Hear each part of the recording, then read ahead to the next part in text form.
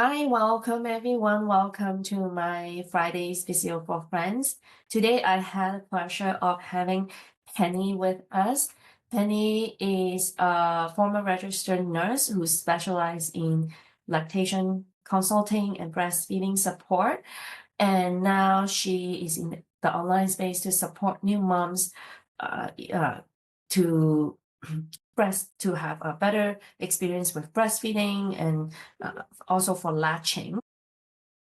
Yeah, so today we will be giving some information, and I will ask Penny to give us some advice on and I have some questions for her, and help her give some advice for new moms, and especially those who have difficulty with breastfeeding, latching, and also like any supports regarding breastfeeding, and she's the go-to expert. So thank you so much, Penny. Would you like to introduce yourself? Yes, hi. I'm coming from Northwestern Ontario, Canada, and my lab in the background is having a little nightmare. You might hear yelping right now, so that's funny. So I'm a mom of two beautiful daughters. My breastfeeding journey started 30 years ago, and my daughter was born 6 weeks premature, and it took me 3 weeks to get out of the hospital. And another lactation consultant, believe it or not, her name was Penny, was my mentor. And I vowed after that I was going to become a lactation consultant. I've done many breastfeeding clinics. I lived in a small town and I was the one that doctors called for any concerns. And so I did many home visits with babies. But I now have 3 grandchildren and my daughters are both due this summer, a couple weeks apart. So I'll have 2 more grandchildren. I'm always surrounded professionally and privately with, it seems like, with babies. So I'm really happy to be here, Henny. And Henny and I met in the online space, and we both are very in line who we support, which is postpartum women. So very happy to be here. Thank you so much, Penny. Thank you for your wonderful resource that you share to all the women out there, and thank you for your work. It will be a blessing if I knew I had this resource when when I was in my new mom journey. It will make a significant difference. But that's also the reason why we have this passion of getting this resources information in for the woman out there. Yeah, so the first question I'm going to ask is, as you know, not many people are able to breastfeed in like from the body, like from like close up. So a lot of mom rely on pumping. And can you give us some advice for moms who needed to pump and how to fit that into the schedule? Because for myself, I also did a lot of pumping, which is which gives me triple the work because I had to feed in closely with me, and also I had to pump, and then I have to wash the bottle, and then I have to feed the baby. So it is tripling the time that needed. So if I had the advice on how to improve that process, that would be wonderful. So, Benny, if you're able to share some of your experience, expertise in this area.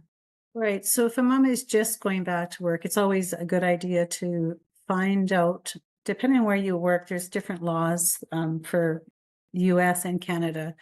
Human labor laws in Canada, and in the States, it's the FLSA, Fair Labor Standards Act. But you want to find out what you have in your workplace, and that will determine some workplaces, if they're over maybe 20 employees, they may have a pump there for you. So then you can just bring your your tubing and your parts. And just if you can talk to your employee beforehand, then that determines whether you need to go buy a pump and have to carry it back and forth to work. So if you just have to bring your tubing and bottles, which I know is work, that's a good thing for you to be prepared a couple of weeks before. You know, definitely you want to start a few weeks before you go back to work and get a little bit of a stash in your freezer. Don't just decide the night before that you're going to start pumping. You know, you want to try and I remember waking up, and I would suggest to mothers, especially if they're working 12-hour shifts, to wake up their baby and maybe get one feeding in and hope they go back to bed if they're partner is taking care of their baby or if they have to bring them to a babysitter, but try to get one feeding in early in the morning. And if you can have that one scheduled and your employer in Canada, there's no dictated amount of time, but in the States, it's 1 year or under. They have to give you a break, whether it's your break, but they have to give you a private space to pump. So you can pump before you go to work, pump at work. And then when you come back, hopefully it's not 12-hour shifts, you can pump.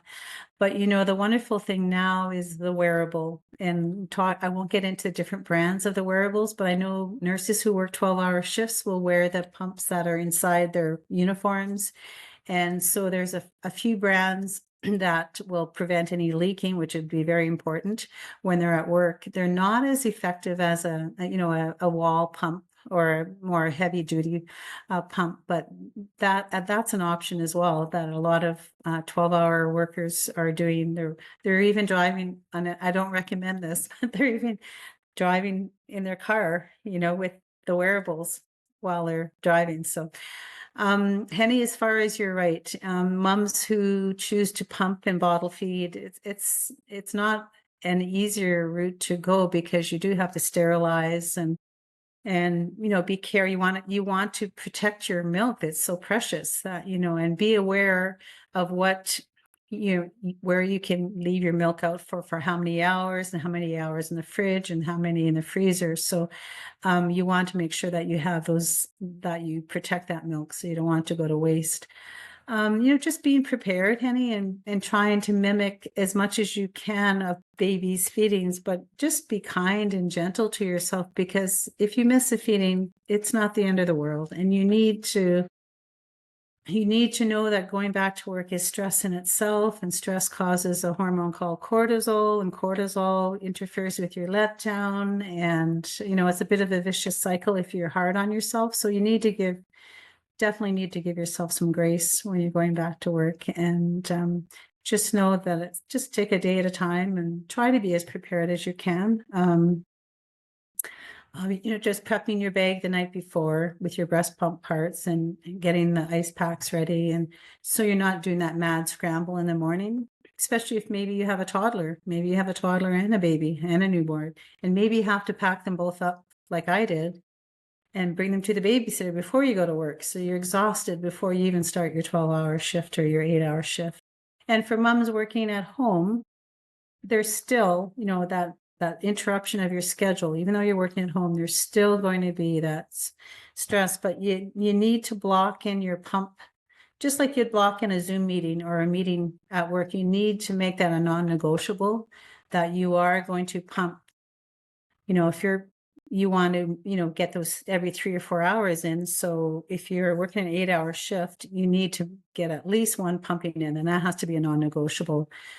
So if you miss a feeding, you can do the power pumping. You probably have seen that out on, Instagram, and keep the power pumping. Maybe do that for 2 or 3 days in the morning if you can, and hopefully that will build your supply back up with those power pumpings. And keep the power pumping simple. I seen some lady was in one of the Facebook groups was saying 8 minutes and 2 minutes and 6 minutes and 9 minutes, and it's just like, oh my goodness, that's just difficult to even think about that. So you want to pump for 20 minutes, rest for 10, pump for 10, rest for 10, and just keep it under an hour, and make sure that that the morning is the best time to do.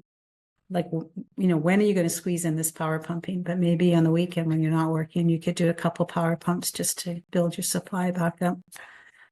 I'm going to have a little sip of water. Hope that answered that question. Yeah, so thank you so much for your answer to these questions, because a lot of women, they are struggling because it is a lot to think about going back to work and managing maybe like a toddler or a newborn or a young infant, and plus pumping. It is a lot. So I felt thankful because when I was pumping, I was still not returning to work myself, but because I work 6 days a week, so when I return to work, I had to completely stop. Yeah, but I feel thankful that in Canada, like I actually had the have about 14 to 15 months of the time that I devoted for my baby and for nursing, for pumping, for breastfeeding. So that was a blessing for me. Yeah. So is there emotional challenge comes with breastfeeding for working mom, and how can they get support? Yeah, so that answer is layered because women definitely have feelings of guilt for going back to work. Yeah. There's a lot of juggling, there's a lot of juggling going on and work and pumping, and they feel isolated maybe because they're not maybe being heard, depending on their support systems. Sometimes the partners are good support systems, maybe sometimes that they're not the best. And just, trying to find, even in like a space like online here, just trying to find support groups to talk to other women, to get to know that you're not the only one out there, juggling these things, finding a community, and just actually local breastfeeding groups within your community are a great support. If you can find the time to do that, that will help you with other women going back to work, and you can talk with them as well. So support talking to other women is a pretty big thing, because there is guilt. There's guilt going back to work and guilt about not maybe being as successful at your work. And so you have to kind of, your work is important, your baby is important, but you're important as well. So you need to take care of you. Yes. And so setting realistic expectations, it's probably you have to let go of some of that, I don't know, that success that you may have had in your workplace before, and realize that you may need to alter what you did before. You're a new person. You're a different person. You can't really compare your workspace to what you were doing before you had baby, because it's just it's not realistic to think that. Yeah. So the main thing is giving yourself some space and allowing yourself during this different or transition period, and not so Yeah. much about Redefining what success looks like I guess. Right? yeah, Yeah. that's correct. Mm. Thank you for all this resources and support. Yeah. So how do you support mothers navigating weaning, especially if the decision is due to work or burnout? So that ties into the questions that I just answered. Like, we don't have to be perfect, and we have to set boundary. If it comes time to a mom to decide, okay, that's probably it. That will be the end of my breastfeeding journey. And how do you support both the baby and the mom going through this weaning process? Well, first you really have to validate her feelings. She's going to be sad. She's going to feel guilty. She may Mm. feel some relief. They're all valid feelings. You have to help her reframe her story. Like she had, just like mom's coming with a birthing plan. We look at the birthing plans and we say, okay, we'll do your best, but what's your non-negotiables? And so some moms will say, I'm going to breastfeed for 6 months. I'm going to breastfeed for a year. I'm going to, so you just have to validate their feelings, and just really tell, like I would say to moms, even in the hospital, that I would go see, and most moms aren't in the hospital more than a week, even if they have a C-section, even if you breastfed your baby for 1 day, that baby got that gold colostrum. You protected your babies. You gave them, such valuable antibodies in those first few days. So, validate what they've already done, whether it's a week, a month, 3 months, 3 days, just they need to know that what they gave their baby was precious. Of course, they're going to feel sad about not maybe getting to the point where they wanted to, especially if it's uninterrupted or if it's an unexpected weaning. So with weaning, what I would be looking at too is a lactation consultant, and I'm not that now. I'm not a licensed consultant in breastfeeding support. And once again, we need to put a disclaimer out that this is just information we're talking about today. And if there's any concerns, you should seek a medical, your doctor or a lactation consultant. And what I see myself out as now, Henny, because 10 years ago, I probably would have laughed if we would have talked about the online space, but I see myself as that bridge. If a mom is waiting to get to a lactation consultant, and I know here in locally, there's not enough going around. So I feel myself as that bridge. Maybe they have questions and they're not able to get to their doctor's appointment. I have a lot of knowledge about newborn care as well, but once again, this is just information, and I'm that bridge until they can see a physician or a pediatrician or a lactation consultant. But where I was going was with prevention. If it's an abrupt weaning, they really want to be careful that they don't do it too abruptly, because then they could develop mastitis. And if it's infectious mastitis, they're going to have a fever and feel worn down just like a flu. So they need to try to do it gradually, if at all possible. As I don't want to say how many days or weeks. It just depends on the personal, the reason why this person has to wean, and just to do it gradually, not to do it abruptly. Yeah, definitely. So I totally get, but I want I want the new moms to see the values, because Yes. sometimes they feel that, oh, they must have to wait until they see a lactation consultant before their problem is resolved. But no, there's actually a lot of things that they Yes. can do before and after they see a consultant, and that is what they can like practice at home and in the online space, and our resources will be wonderful for them Mhm. and to guide them through this period, even before and after, and also for prevention as well.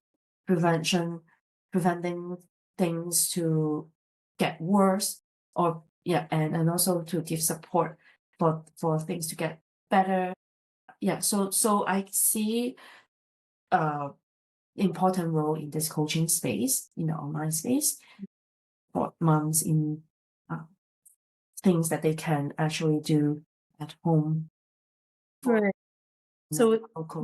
with weaning, it's not they're giving up, they're just closing that chapter of their Yes, life, right. right? That Yeah, a definitely. chapter, Mhm. yeah, of So love. they have, so there's also, as we already said, there's also the emotion aspect, and there is a lot of support that we can offer here in the coaching space. Yeah, so Penny, I have one more questions. Um, how can we remind working moms, regardless of what ways they are feeding their baby, they are doing an amazing job, regardless of whether they are latching, or if they are pumping, or if they are feeding formula, they are amazing mom? That's my question. I love this question. And I know you had mentioned in our discussion before about you getting, from the nurses saying you have to do this and do this and do this. And Mhm. nurses are pressured to have that baby latch before the end of their shift. And sometimes they don't come across very warm and fuzzy, and there's a lot of, pressure to do it right. Yeah. And regardless of what how a mom decides to feed her baby, we need to be judgment free. We remind them with our words and our presence that that if they choose to formally feed, the biggest thing I think I saw, Henny, was I would go to see consult moms with some issues. The doctors would call me or public health would call me, and the mom, I mean, after a few minutes, I would know if the mom was passionate about doing about breastfeeding, or is she doing it for her husband or her mother, her mother-in-law, or whatever reason. But I could tell within a few minutes really whether they wanted to breastfeed or not. A lot of moms were doing it for not for themselves, like obviously they're doing it for their baby, but they just didn't have their vested interest in it.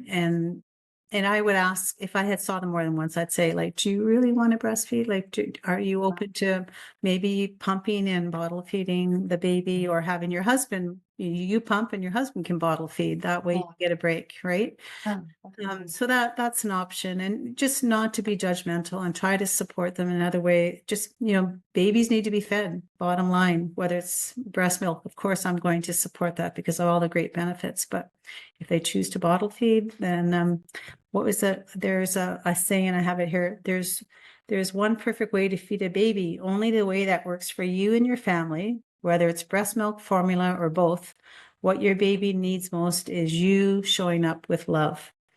Exactly. So it's, yeah. Totally agree. And also, I would say not just the baby, what your body is also your baby too. Your body needs you to show up with love, to care Mhm. about your own body. Okay, Yeah.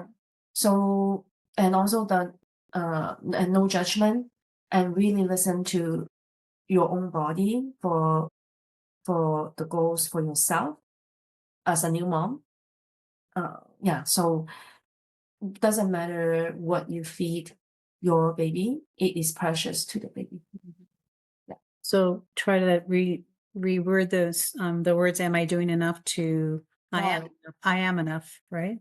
exactly. Yeah. So that's the hardest thing because um we give a lot of pressure on ourselves Mm-hmm. to meet the social or the pressure that coming from outside onto Mm-hmm. us. Yeah. Mm-hmm. So I totally agree. That's also like that ties into the body image. Mm-hmm. The image the image as a new mom and the way you feed your baby and the way you raise your baby. Uh, yeah, so we have to stand up for our own belief and also our Mm-hmm. goals rather than Yes. what people are telling us to do. Right. And there's so much information online, like there's, Yeah, yeah, and that's a big reason why I started what I'm doing, is because I would see a lot of myths, I guess, in the Facebook groups, and they're well-meaning women, but some of the information. And for years, I've been just kind of dropping in with little, a little bit of education, and I still do that. yeah. So Yeah. yeah, anyway. Okay, so that wraps up our time for today's Yeah. Friday Special for Friends Facebook Live. Thank you once again for Penny for joining us today. And if people would like to get in touch with you, would you like to leave your information uh, so people can connect with you if they have questions about breastfeeding support? Do you want me to drop it in the comments, or should I just give that to you, Henny? What would you like? You can drop it in the comments so people can see it directly, and then they will be able to reach out to you directly instead of going through me. And Okay.